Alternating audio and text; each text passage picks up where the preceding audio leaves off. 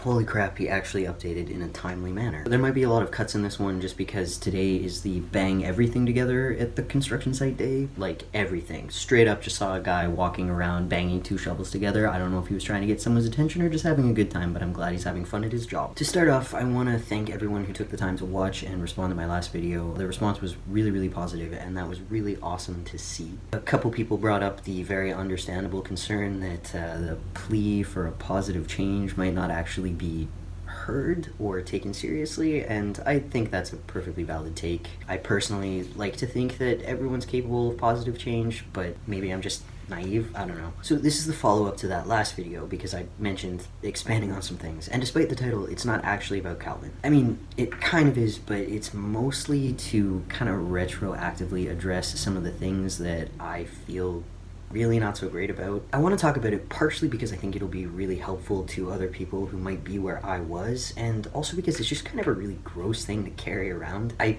personally think that acknowledging your crap is an essential part of growing away from it, and you can agree or disagree. I'm really mostly speaking for myself here, and I'd like to take a second to stress that fact. As mentioned in my previous video, which I will link up here, please feel free to go watch that if you haven't already, I consumed a lot of Calvin Garrett's content when I was early in my transition. But I'm not here to make assumptions about why he made that stuff or to speak for him. I'm here to talk about my own reactions, my own thinking, and where I think a lot of it came from. Transition is a very personal thing, and it's a very exciting thing, but there's a reason that it's called transition and not super terrific, awesome life event that will magically poof away all of your bad feels faster than you can say hormones, or, something to that effect. It's a process, and like any other process tied to drastic change, there are a number of losses that you have to kind of go through before you can really start to see the gains manifest. For me, there was a pretty textbook grieving process. Denial, anger, bargaining, depression,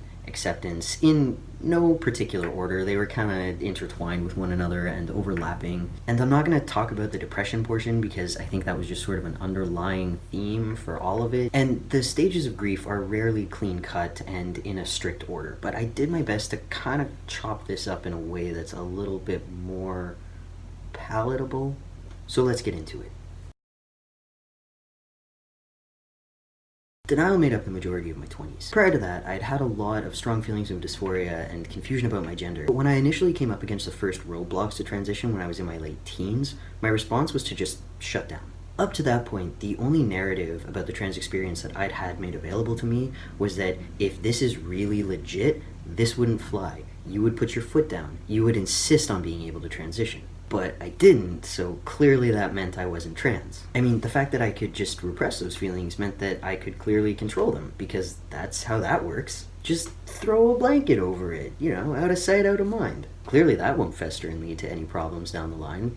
Not at all. Smash cut to 27 when my periods of dissociation were beginning to overtake actually being tuned into my life. And hey, apparently I was wrong. Apparently a lot of people were wrong. And unlike many other understandable mistakes that people make, this one actually had a lot riding on it. Like my relationship, my home, the future that I had envisioned for myself based on the identity that I was told I should occupy since I'd been born. This is where the if-onlys began. If only I'd transitioned sooner. If only I'd had the support. If only I'd been born 10 years later. If only I had grown up in a more educated environment when it comes to trans issues. If only I wasn't trans in the first place.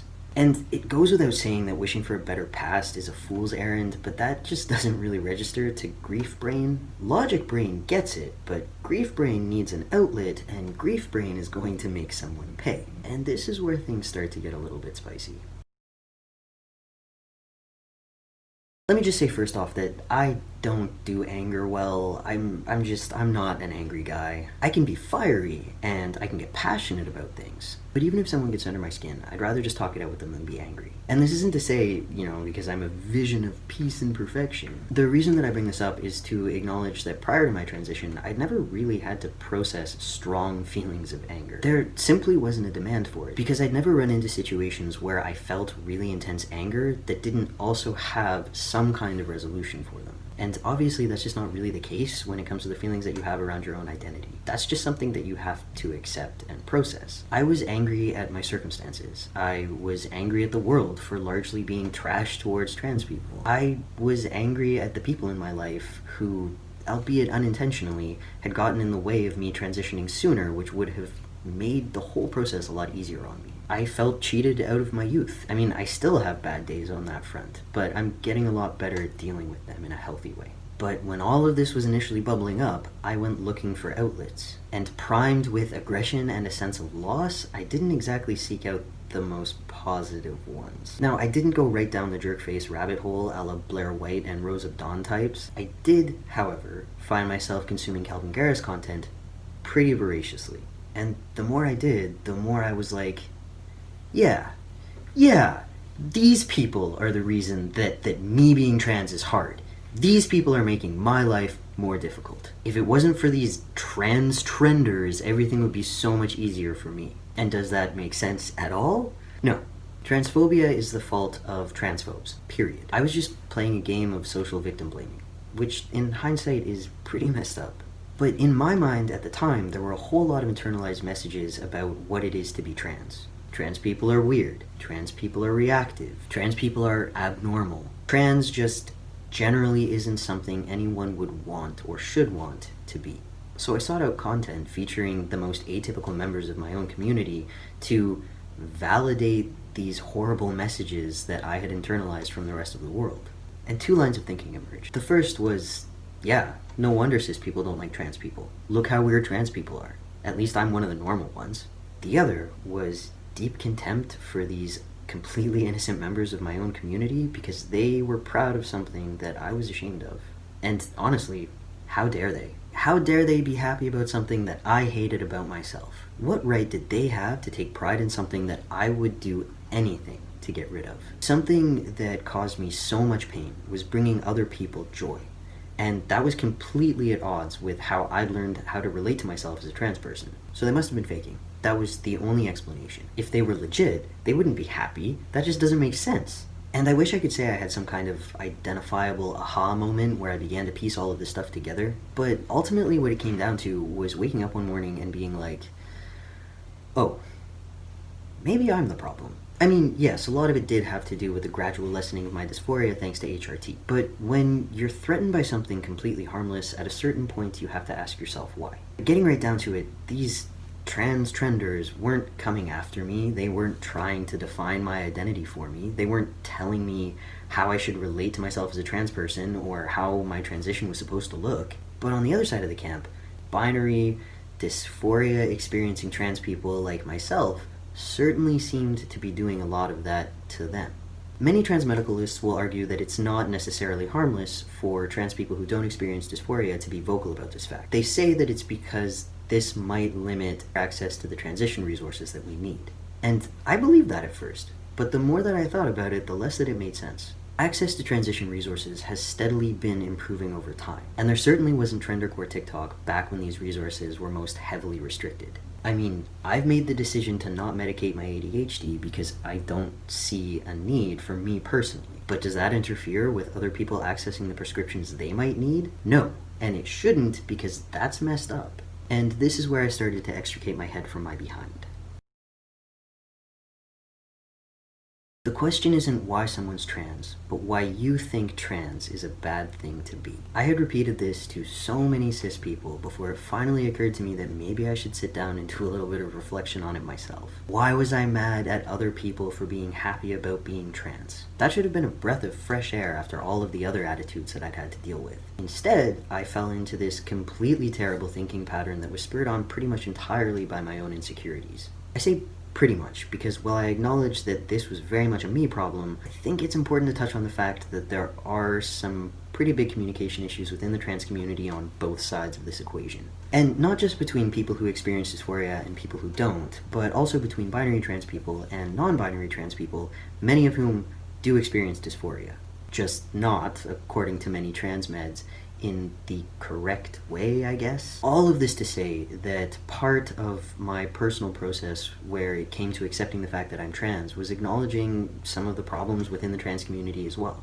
As an example, early in my transition, I was in a trans masculine space that was dedicated for discussion of all things related to that experience, including dysphoria and our struggles with it. During one of these harder conversations, I brought up the fact that Effeminate trans men and transmasculine non-binary people made me uncomfortable. And I brought it up because I didn't like that I had those feelings. The first response that I got was from a gender fluid transmasculine person who essentially told me to shut up because secondhand dysphoria doesn't exist. And there are a few things I want to touch on there. First and foremost, I recognize that this person was speaking from a defensive place because of how many times they've probably had to defend their identity. I can't imagine having to put all of that effort into those conversations with cis people where you have to justify your own existence, only to have to repeat those efforts with members of your own community. That's garbage. With that said though, responding to someone who's talking about challenging feelings in a space that is designated for that purpose is probably not the best thing to do. Especially given that I brought it up because it was something that I wanted to fix about myself. Usually when people bring up cruddy opinions, it's because they're looking for other people to validate them or they're looking for other people to challenge them. And I'm not going to say that this person and people like them were the reason that I went down that terrible line of thinking that I did. That's on me.